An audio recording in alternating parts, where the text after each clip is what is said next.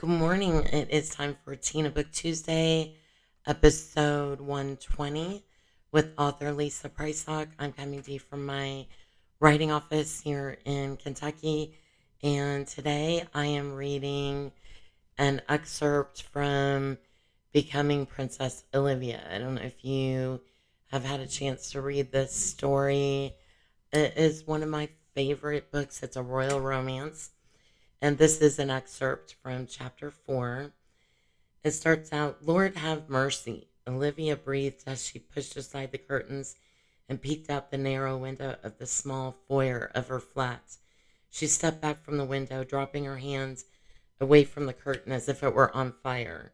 There must be a flock of 10 reporters camped right outside on the pavement.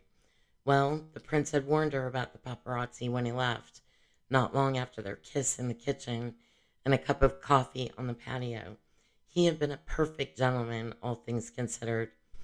He had returned to the door and knocked gingerly, having forgotten to ask for her mobile number. She'd given it to him, and now she'd have to wait to see if he'd text or ring, as the Brits would say. In the meantime, she still felt dazed and dreamy about yesterday's events. Her head was in the clouds, but none of that would help her at the moment.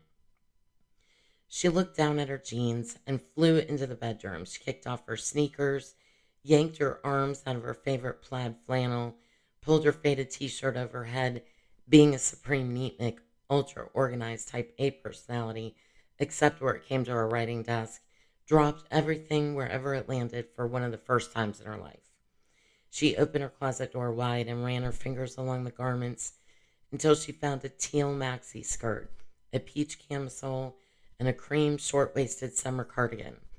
She jumped around the room until she had peeled off her skinny jeans. She changed into the other outfit and then carefully slid her feet into a pair of cream Christian Louboutin strappy heels. She sat down on the bench at the vanity and added foundation, blush, and more to her previously light makeup of lip gloss and powder, spending extra time on her lips and eyes. If the world was going to see her, she was going to at least put her best foot forward. Next, hair. The messy bun would have to do.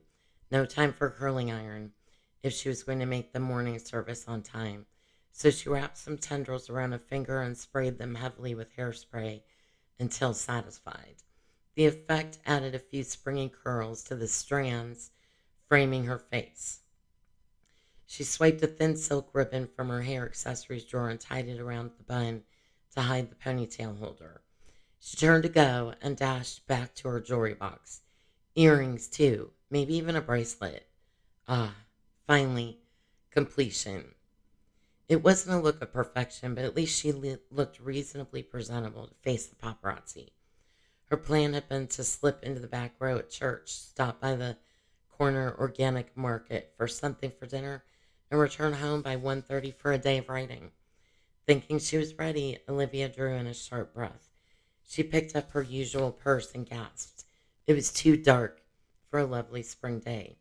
She dashed back into her bedroom, found her Dooney and Burke taupe handbag with the leather tassel, returned to the dining room table, and dumped the contents of her darker purse directly onto it. She selected her wallet, cell, keys, makeup, hairspray, and a brush for the purse. Nothing else to weigh her down or appear disorganized. With a final glance in the mirror, she reminded herself to smile, keep her posture in check, and her head down as much as possible. She coached herself not to speak to the reporters no matter how much they attempted to coerce her into a conversation, but to smile at them. She breathed in another sharp breath and, satisfied, opened the door and slipped out, wondering what she'd find.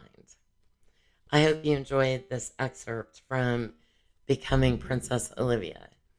I look forward to hearing what you think of the story. If you've read it, please leave a review, and thank you so much for joining me today.